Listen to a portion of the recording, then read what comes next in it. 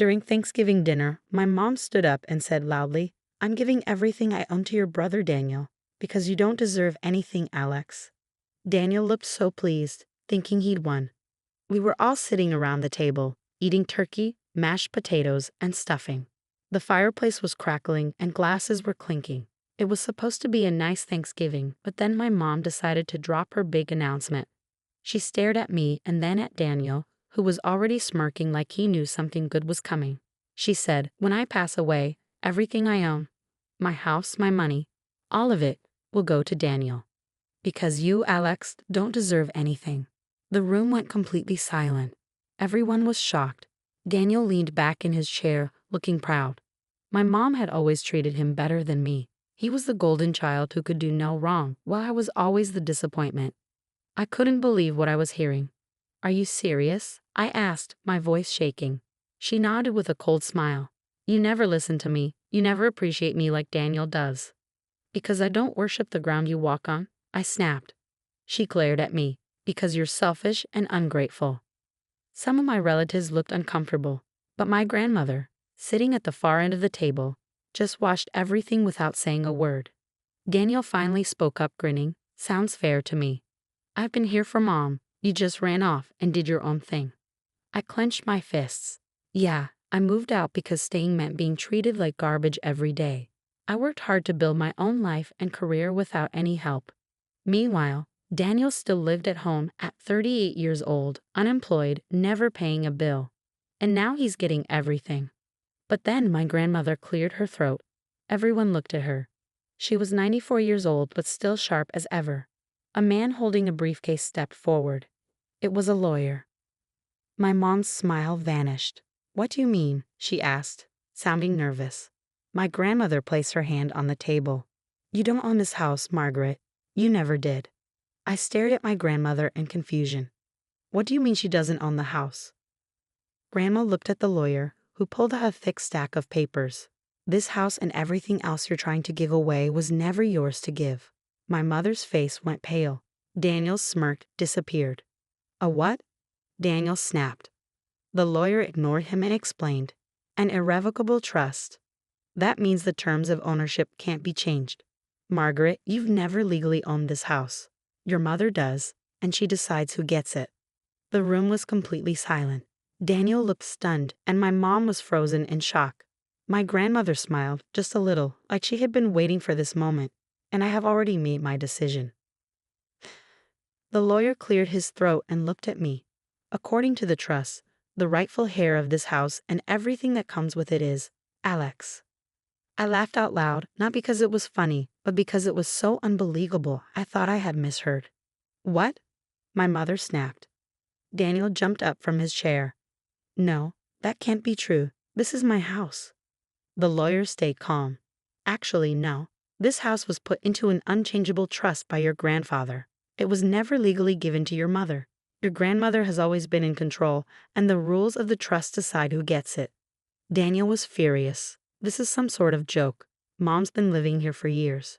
"Yes, I've raised my children here," my mother added, sounding more confident. But Grandma just stared at her with a cold look. "Margaret, you never paid for this house. Your father and I did. We let you live here, hoping you'd be responsible. But you know what we discovered?"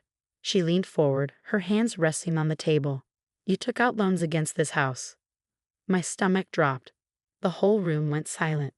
My mother's face went pale. "That's not true," my mother snapped. "I don't know what you're talking about." The lawyer continued, "Over the last 15 years, you've taken out several loans using this house as if it was yours. The total amount of those loans is over $250,000. "No," my mother yelled, slamming her hands on the table. "That's a lie." The lawyer kept reading calmly. "You couldn't pay back many of those loans, so there are liens on the house. Just last year, you tried to get another $50,000, but it was denied because the house doesn't legally belong to you." My mother looked like she was in shock. She turned to Daniel. "Daniel, say something." But Daniel looked terrified, like he was just now understanding the truth. "Mom, is this real?" She didn't answer. My grandmother sighed, shaking her head. "You lied to your son. You let him think everything would be his, while you were using this house to get as much money as you could. It's shameful. I was still trying to make sense of it all when Daniel suddenly lost it. This isn't fair, he yelled. I stayed here. I took care of you. And now you're saying I get nothing. The lawyer looked at him. Not exactly. Daniel blinked, confused. What do you mean? The lawyer slid a paper across the table. Your grandmother is giving you a choice. Daniel grabbed the paper and read it, his face turning red with anger. This is a joke. I glanced at the paper, and when I saw what it said, I couldn't believe it. What does it say? I asked. Grandma folded her hands calmly. I'm offering Daniel a one-time payment of $50,000 if he agrees to move out of the house immediately and never contact me again. The room went silent. Daniel looked crushed. You're kicking me out? He asked, his voice trembling. Yes, Grandma replied without hesitation. My mother gasped. You can't do that. I can, Grandma said calmly. You thought you could cut Alex out and hand everything to Daniel. But this house was never yours to give. You've been living here because I allowed it, and now that kindness is over. Daniel turned to my mother, almost begging. Mom, do something. Don't let her do this. But my mother looked completely shocked. She finally understood she had lost, and everything she planned just fell apart. Daniel turned to the lawyer. I'm not leaving. You can't force me out. The lawyer nodded, like he expected that answer. That's your choice. But if you refuse the money, we will start the legal process to evict you. Daniel's eyes went wide. Eviction? You can't kick me out. The lawyer calmly explained, according to the law, you're considered a tenant. You haven't paid anything to live here for over 10 years. Now that the house is officially going to a new owner, they have the right to make you leave. Daniel looked at me, desperate. You wouldn't do that, right, Alex? We're brothers. I stared at him. After years of him getting everything and watching him smile as our mom treated me like I didn't matter, I finally had the power, and I was ready to use it.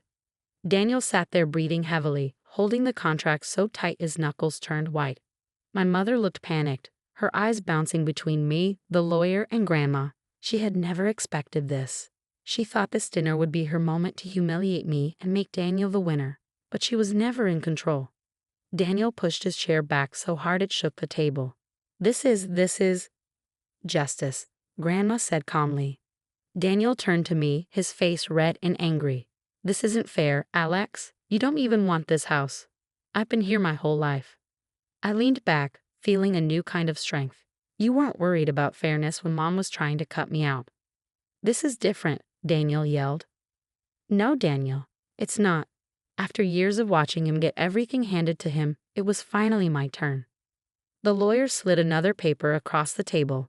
You have 30 days to leave, Daniel. If you don't, we'll start the eviction process. Daniel grabbed the paper and crushed it in his fist. I'm not going anywhere. Silence. Then my grandmother chuckled. Oh, Daniel, you always thought you could throw a tantrum and get your way. She took a calm sip of tea. But you forget. I know everything. Daniel froze. Then Grandma said the words that changed everything. I know of the second mortgage.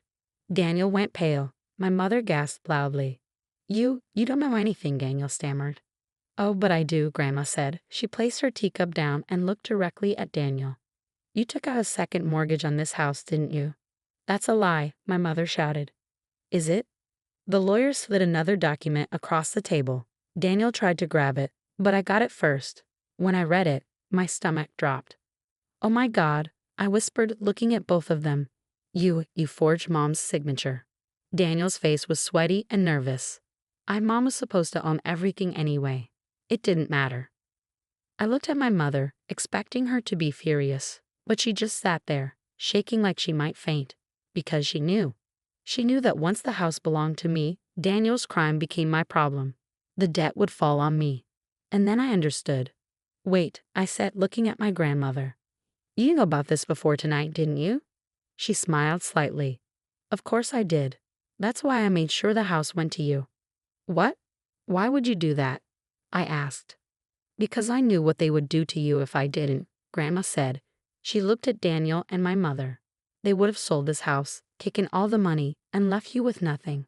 I couldn't let that happen. My heart was pounding. This wasn't just about an inheritance anymore. It was a battle. I'll fight this, Daniel growled. I'll fight all of this. The lawyer pulled out one last paper. You've already lost. Daniel grabbed the paper and read it with shaking hands. Then he screamed, no, no, no, no, and threw it on the table, his face red with anger. I picked up the paper and read it. It was brilliant. My grandmother had outsmarted them completely. The paper was a court order. Daniel, my grandmother said firmly, you don't just owe money on this house. You committed fraud. Daniel shook his head, panicking. No, you can't do this. Oh, but I can, Grandma replied. The bank knows what you did. The police do too. If you don't take the money and leave, they will press charges. Daniel's face went pale as he realized what that meant. This wasn't just about losing the house. It was about losing his freedom. You have 48 hours to decide, the lawyer said. Take the money and walk away or refuse, and we go to the police. My mother burst into tears. Please, Mom, don't do this. He's your grandson. But Grandma's expression didn't change. No, he stopped being my grandson when he stole from his own family. Daniel looked completely defeated. And me? I just sat back, knowing this was over. Grandma had planned everything, and she was unstoppable. The room went completely silent. Daniel stared at the contract, his hands shaking. My mother was crying into her napkin, looking completely defeated. My grandmother sat there calmly, like she expected this all along. So what's your decision, Daniel? She asked. Daniel opened his mouth, then closed it. His eyes darted around, desperate to find a way out. Suddenly, I saw the panic in his eyes turn into anger. No, he yelled, pushing his chair back.